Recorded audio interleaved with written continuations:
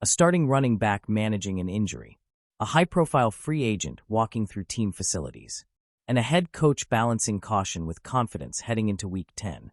It's been a quieter week in Charlotte, but not without developments that could shape the Panthers' momentum for the second half of the season. The Carolina Panthers are easing the workload for their new lead back this week. Running back Rico Dowdle, who powered the team to last Sunday's 16-13 upset over the Green Bay Packers, was listed as a non-participant in Wednesday's practice due to a quadriceps injury. He went through warm-ups with teammates early in the session, but after that, trainers kept him on the side field for individual work and recovery. Head coach Dave Canales explained the decision right after practice and made it clear this was precautionary, not panic. He was just working through some stuff during the game, Canales said. We want to be smart about it. We're counting on him this weekend. So we wanted to make sure we get him on the right track so he can get out there tomorrow, get some practice reps in. As he continues to emerge as an important part of what we're doing, we got to make sure he's ready to go on game day. Dowdle has certainly earned that label, important part.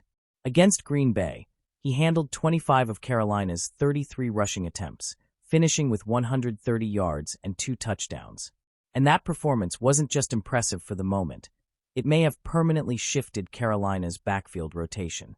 On Tuesday, the team officially listed Dowdle as RB1 on the depth chart for the first time this season, moving him ahead of Chuba Hubbard, who had opened the year as the starter. Through 9 weeks, Dowdle ranks third in the entire NFL in rushing yards, with 735 yards. That puts him behind only Jonathan Taylor of the Colts and James Cook of the Bills. For a player who entered the season as part of a rotation, that's a massive rise, and it's why the coaching staff is protecting him carefully this week. So what does that mean for Sunday's game? As of midweek, the expectation is that Dowdle will return to practice in a limited fashion and be ready to go by game day. Canales emphasized that the team's priority is simply keeping him fresh, not sidelined. And given how critical Dowdle's downhill style and vision have been to Carolina's recent offensive rhythm, the Panthers' patience makes perfect sense. While Dowdle rests and rehabs, the Panthers' front office was busy exploring options on the defensive side. On Wednesday morning, former Los Angeles Chargers cornerback Asante Samuel Jr. was spotted in Charlotte for a visit with the team.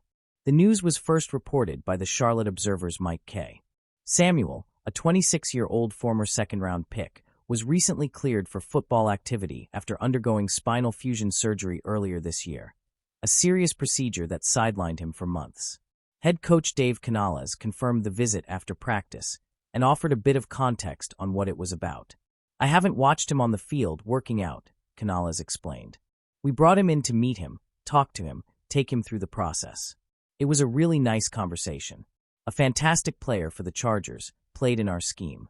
It's just part of our process. When guys are out there coming back from injuries and ready to go, we look at all of them.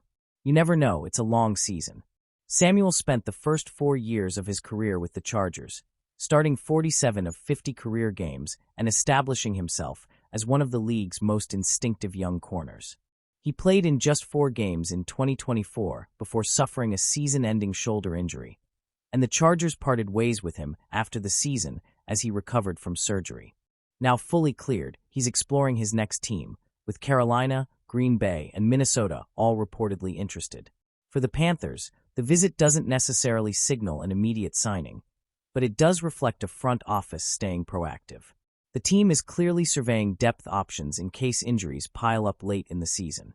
Samuel fits Carolina's defensive mold, quick-footed, smart, and experienced in zone-heavy schemes.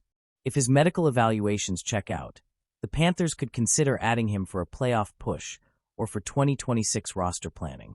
So as the Panthers prepare for Week 10, the key storylines are balance and depth, keeping their star rusher healthy, keeping their defensive options open, and continuing to build the steady foundation that's defined this season so far. Drop your thoughts in the comments below. And if you're riding with this team, make sure to like, subscribe, and hit that bell.